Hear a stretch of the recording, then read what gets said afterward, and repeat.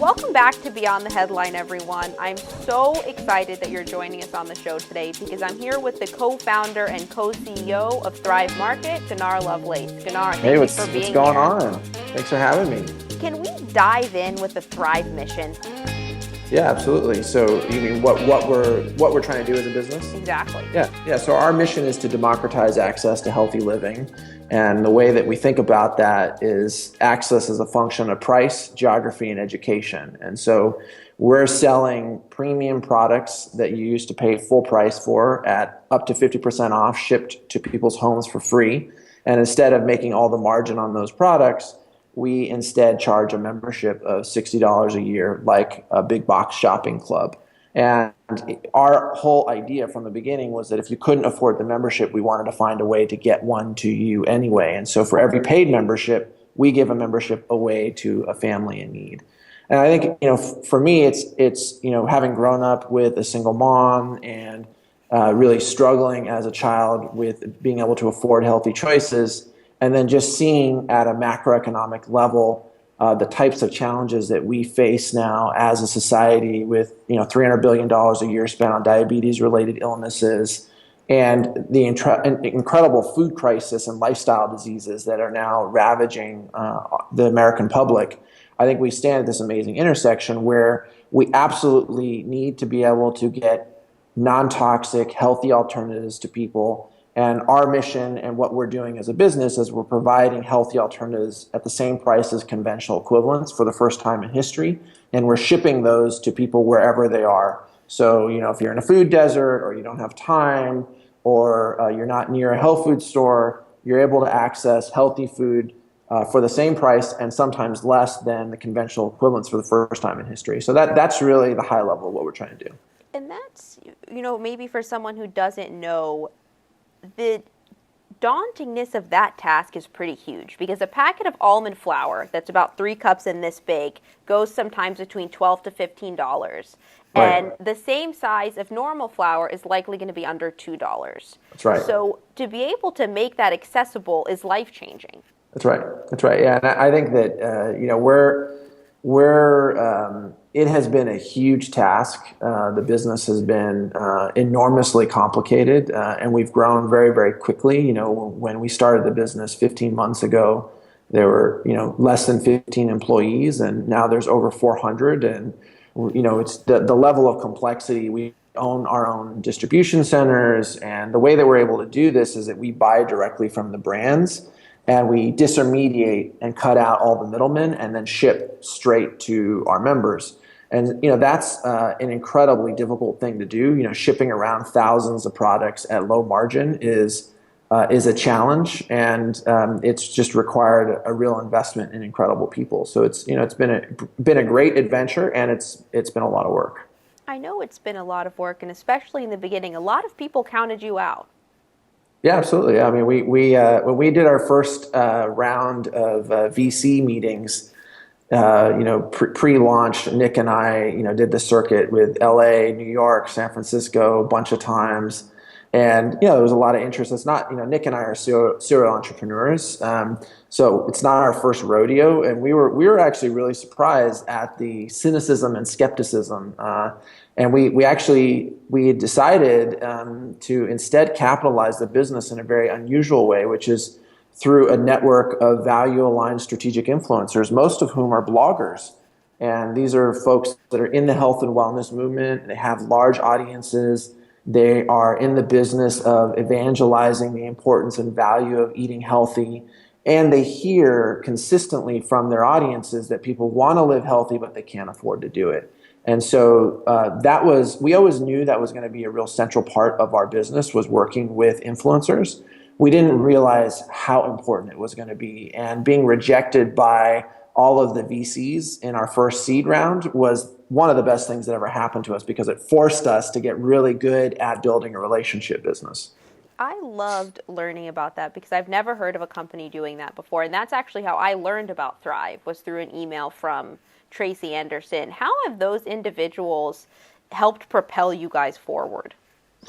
It's really, when we think about health and wellness, there's so many different dietary preferences. There's so many different issues, whether it's allergies or gluten-free or diabetes or, sensitivity to sugar or sensitivity to certain types of environmental toxicity.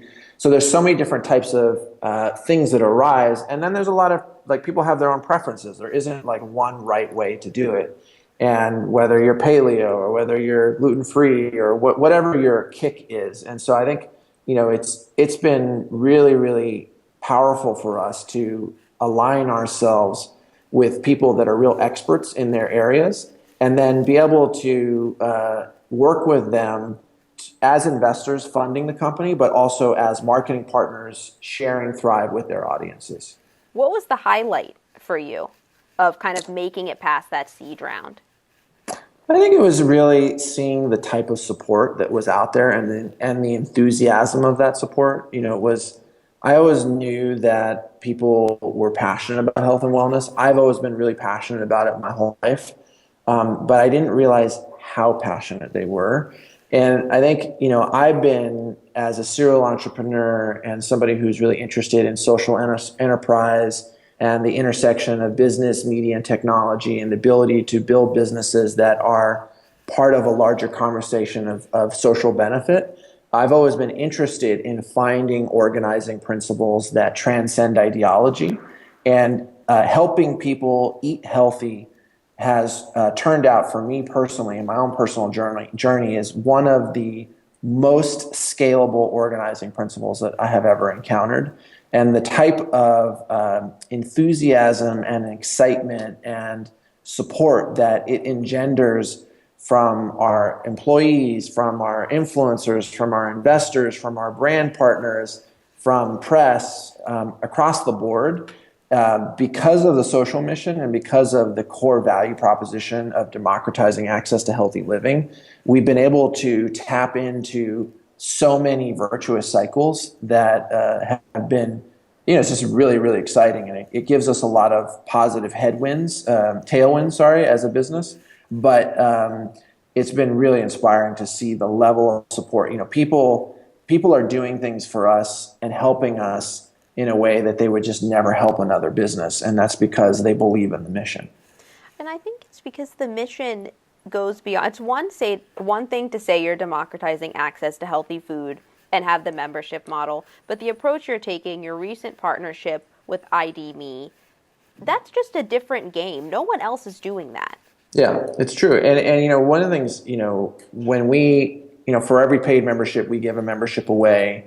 And not only are we investing in the membership, but we invest in educational content that helps families understand, why you should be concerned about toxic ingredients in your cleaning supplies, or, how do carbs turn into sugar, and how do you read a label? Like, just basic things that most of us understand.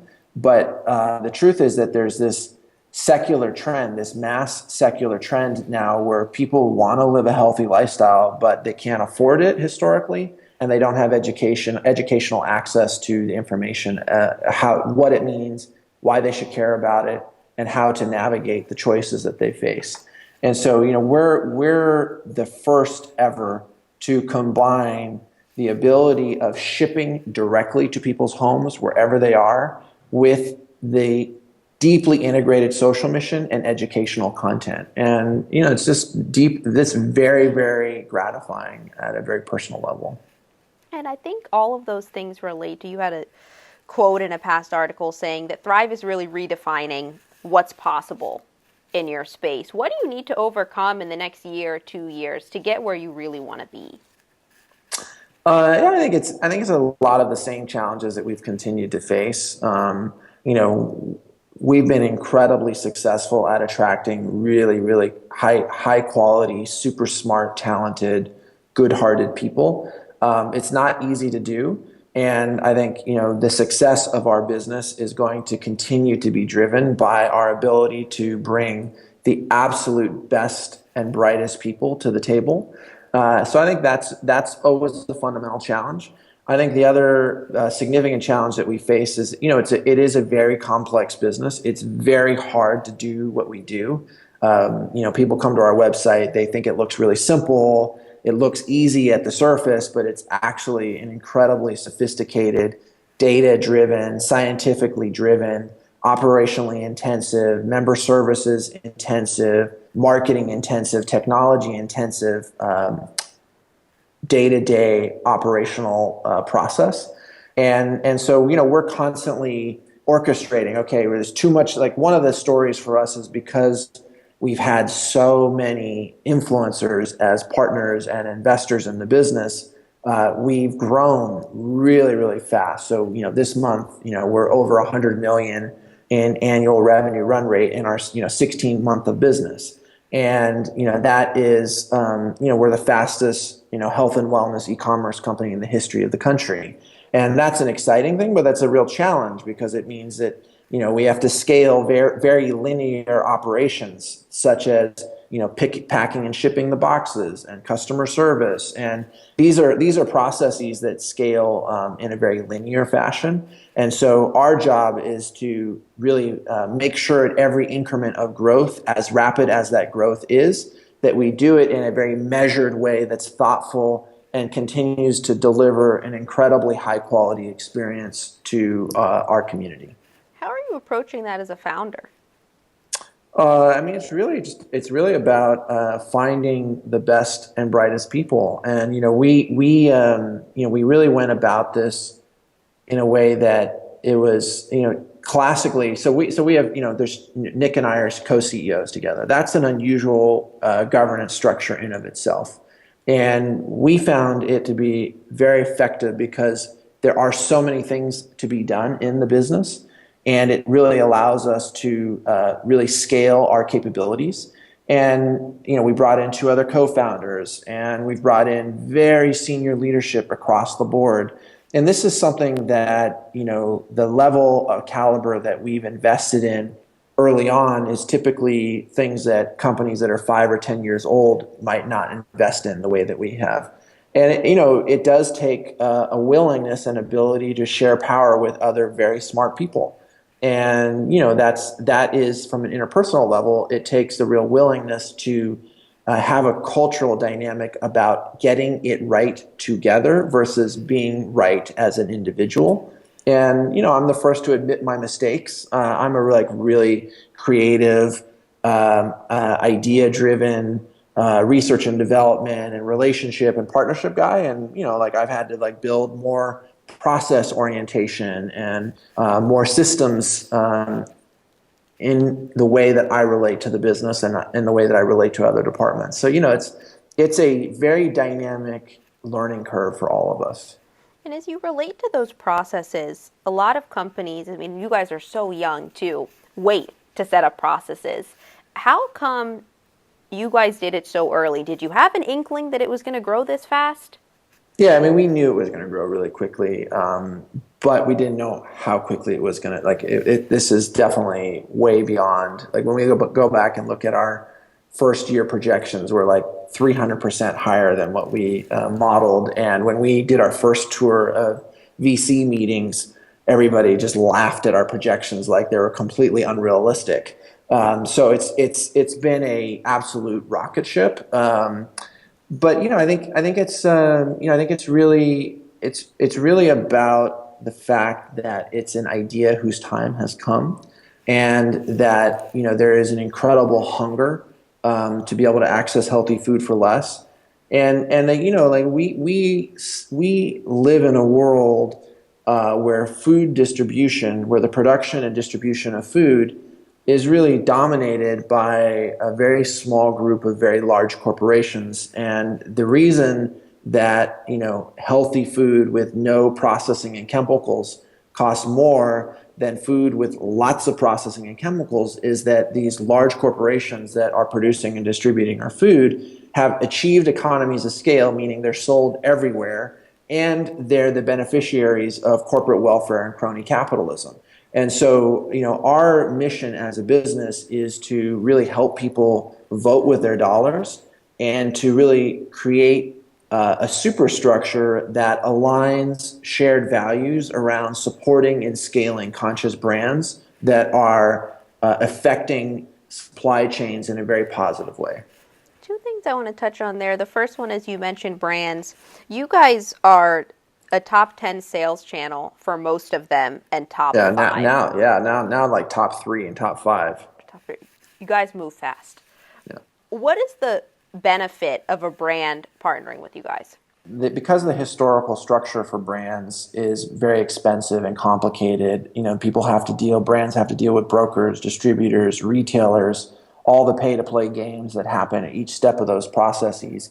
It's really difficult for brands historically to get their products out nationally without having $5 to $10 million just to spend in the marketing and scaling of their business, paying off and playing with all of those intermediaries.